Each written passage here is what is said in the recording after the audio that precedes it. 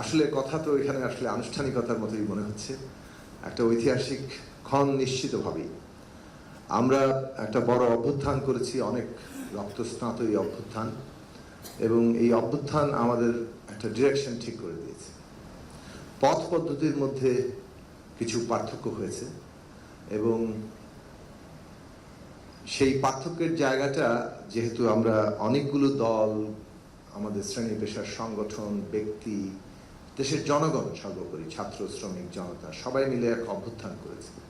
এই কালেকটিভ হওয়ার কারণে সমষ্টিগত জায়গার ফলেই আমরা পদ্ধতি হিসেবে নিয়েছি যে যথাসম্ভব ঐকমত্যের ভিত্তিতে আমরা এই গণতান্ত্রিক উত্তরণ করব, এবং সেই জন্য ঐকমত্য কমিশন তৈরি হয়েছে।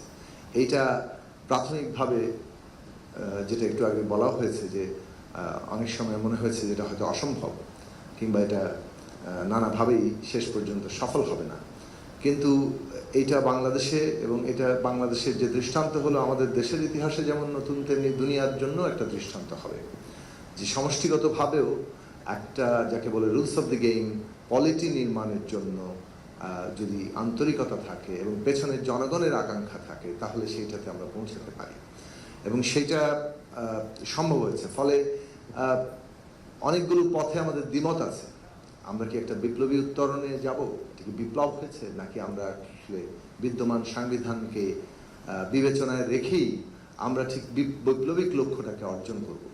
সেই জায়গাতে আমাদের পার্থক্য থাকলেও আমরা সমষ্টিগতভাবে যে জায়গায় পৌঁছেছি সেখানে কিন্তু জনগণের আকাঙ্ক্ষাটা শেষ পর্যন্ত কন্টেন্টে, বিষয়বস্তুতে অর্জন হচ্ছে কিনা সেইটা আমাদের তাকানো দরকার, এবং সেটা যদি আমরা তাকাতে পারি আমরা বিশ্বাস রাখি যে যতটুকু অর্জন আমরা করেছি এইখানে একটা নতুন যাত্রা বিন্দু হবে।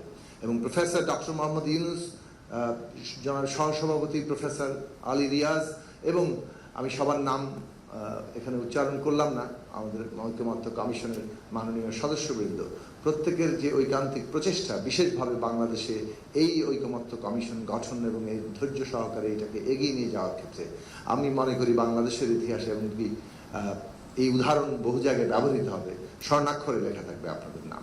আমরা সবাই কৃতজ্ঞতার সাথে স্মরণ করি আপনাদের এই ভূমিকাকে, এবং রাজনৈতিক দলগুলো যে আন্তরিকতার প্রকাশ ঘটিয়েছেন বিপরীত নানান আদর্শ এবং চিন্তার সত্ত্বেও, সেই জায়গাটাও বাংলাদেশের ইতিহাসের ভবিষ্যতে গণতান্ত্রিক ব্যবস্থা নির্মাণের জন্য একটা অনুপ্রেরণা হয়ে থাকবে। আপনাদের সবাইকে আবার ধন্যবাদ।